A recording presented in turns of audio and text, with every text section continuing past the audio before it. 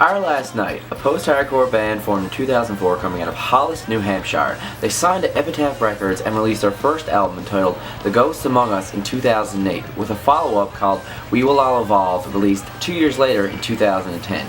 Both are great albums, but it is not what we're here to talk about today. These are all leading up to their third full-length release off Epitaph Records called Age of Ignorance, so let's get to it. We're looking at the whole wide world, the best one was in.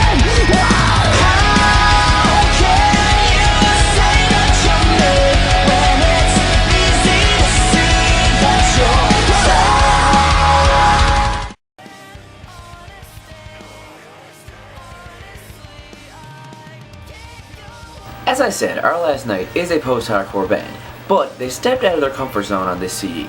Now they still do feature that post-hardcore sound that they had built up on their first two albums.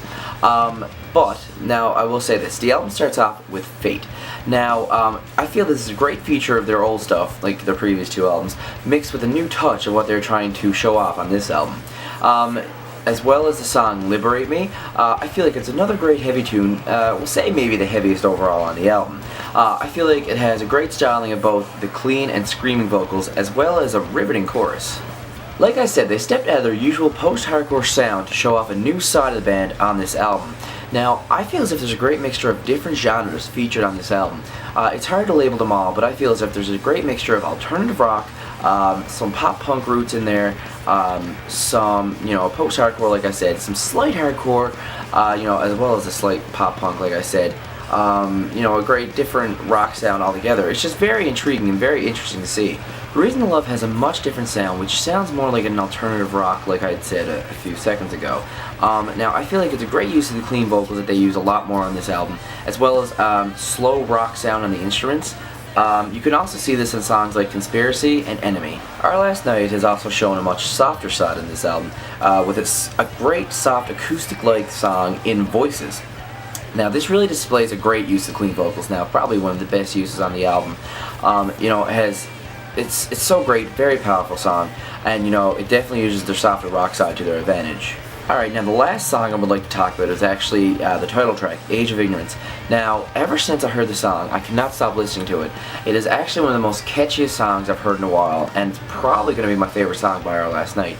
I feel as if, there is much controversy behind the song because it's about something I don't really want to discuss, but if you listen to the lyrics, you can probably hear it for yourself. It's a controversial song, which makes it very appealing to some people, and, can cause a lot of arguments and stuff, which, in this industry today, causing something like this, the drama or whatever you want to say, it's something that really brings attention to your song and will make more people listen, which is what a band can really aim for, because the more controversy there is, the more people are going to listen to it. So it's very interesting. It's a very great song. I definitely think that song is amazing, and it's just clean vocals like a lot of the songs featured on this album, but you know what, it's a great touch and just a great song overall. Alright, so we're getting to my thoughts overall on this album. So first off, I would just like to say, this review could take so much more time if I was to get into every song individually, because I feel like trying to explain every song is very difficult to do with their new use of sound on this album.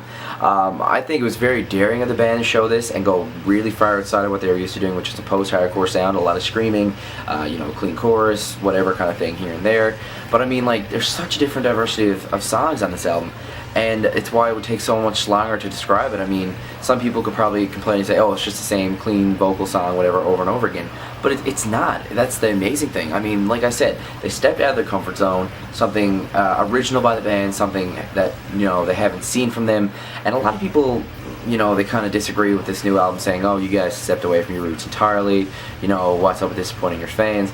I don't believe they disappoint their fans. Any true fan of the band will continue to listen to them and say, this album's great, keep making music, and that's what I say, because this album is definitely great. It shows off a new side. You don't want to hear the same album over and over and over again, because people complain about that too, saying, this is the same old crap that I've heard before, again and again. But you know what, this is new and refreshing from the band, so I'm going to give this an 8 out of 10.